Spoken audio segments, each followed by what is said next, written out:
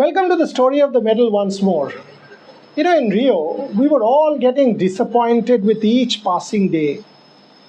We started on the first day itself when Jitu Rai unfortunately did not make it to the podium. And thereafter, one athlete after the other was not making it to the podium. So much so that there was talk whether India will win at all or not.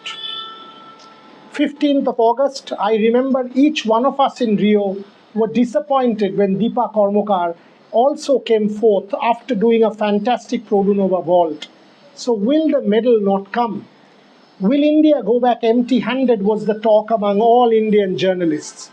And that's when those few seconds that transformed Indian sport, that transformed her life and made Sakshi Malik a household name.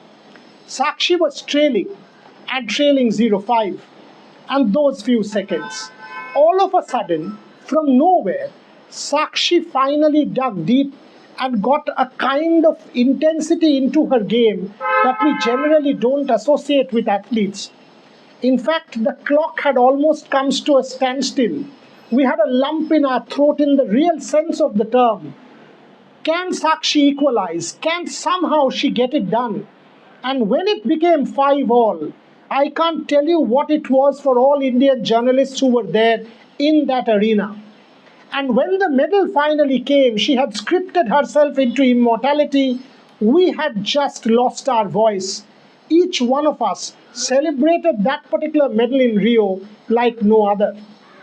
Within half an hour, rather 1 hour of winning the medal, Sakshi Malik had come to the main press center. And all of us were there to interview her. I remember asking her the question about wrestling and what it meant to her. And she said she had started to wrestle because that was her ticket to get onto an airplane and fly.